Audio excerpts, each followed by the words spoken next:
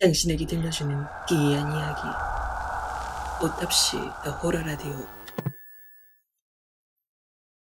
오랫동안 내 곁을 지켜준 나의 사랑. 당신에게 고백할 게 있어. 용기 내서 하는 말이니까 귀담아 들어줬으면 해. 상대적 우월감. 작가 김나너.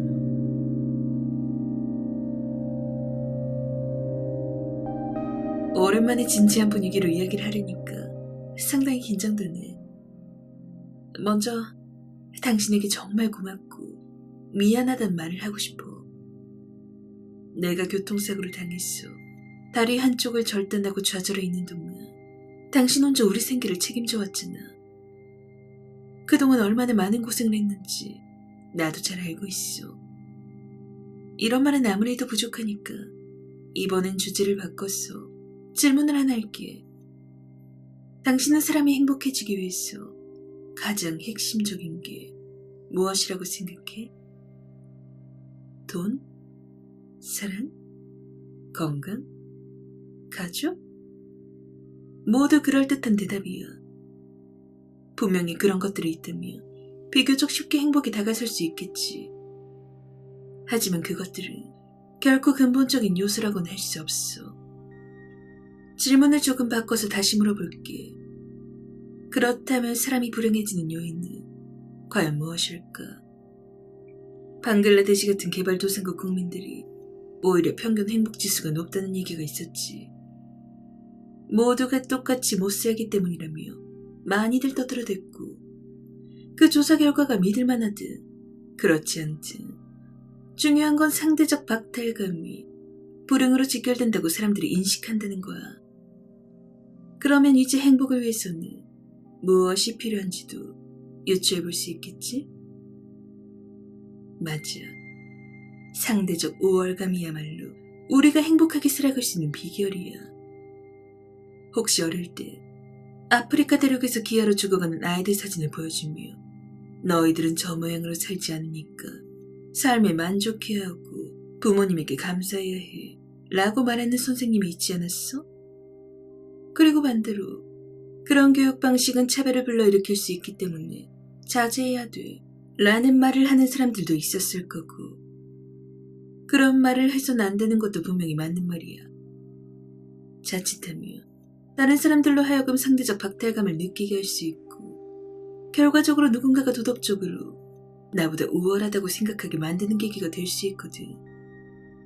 그렇지만 명심해도 겉으로 티를 내진 않더라도 언제나 당신은 다른 사람들을 하찮게 바라보고 있어야 해.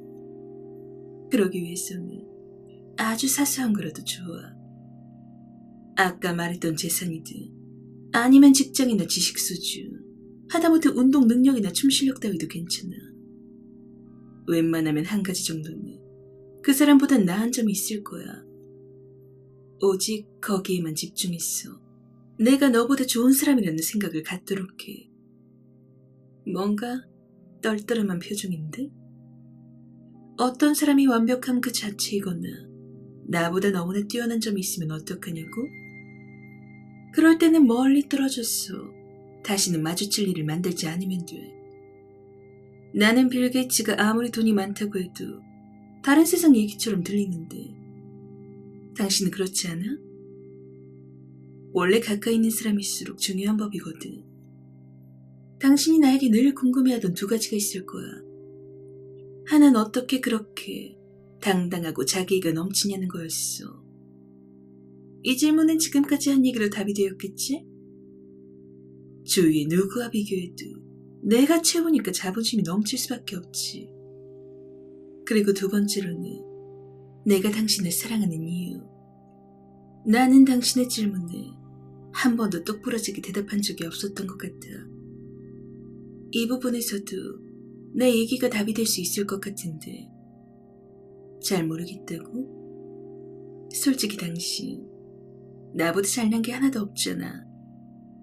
키 작고 못생긴 데다가 계산도 느리고 상식도 부족하지. 그런 당신을 볼 때마다 나의 가치를 새삼 확인할 수 있었어. 나는 한참을 이렇게 살아왔어. 다리 한쪽이 작살나기 전까진 말이야. 사고를 당하고 모든 게 끝나버렸지. 내 지인들 중에는 아무리 모질한 놈이라도 몸뚱아리 일부분을 날려먹은 놈은 없거든. 처음엔 나도 노력했어. 다리가 없는 만큼 더 넓은 시각으로 세상을 바라볼 수 있게 되었어. 그러니까 다리가 뜯겨나간 건 신이 주신 축복이고 나는 정말 훌륭한 사람이야. 이런 생각을 하며 침대에 가만히 누워있을 때는 큰 위로가 되기도 했어. 그렇지만 몸을 일으켜 흉측하게 붙어있는 의족을 보는 순간 그딴 건 모두 헛소리일 뿐이라는 걸 깨닫게 돼. 내 꼬라지를 보라고 밖에 나갈 때는 항상 바닥에 질질 끌릴 정도로 긴 바지를 입어야 되고 경사로의 발을 한번 잘못 내디디면 갓 태어난 사슴새끼 마냥 바닥에 고꾸라져 버리잖아. 하지만 언제까지 체념하고 있기에는 당신도 나도 우린 너무 힘들었어. 많이 늦었지만 그래도 드디어 해결책을 찾아냈어. 앞으로는 당신이 사랑했던 자신감 있는 예전의 내 모습으로 다시 돌아갈게. 지혈도 잘해주고 어떻게든 생활비도 벌어올 거니까 아무런 걱정하지 않아도 돼. 물론 부담을 가질 필요도 없고 이제 나는 당신보다 우월한 사람이 될 테니까 그런 건 내 몫이어야지. 그럼 오른쪽 다리부터 시작할게.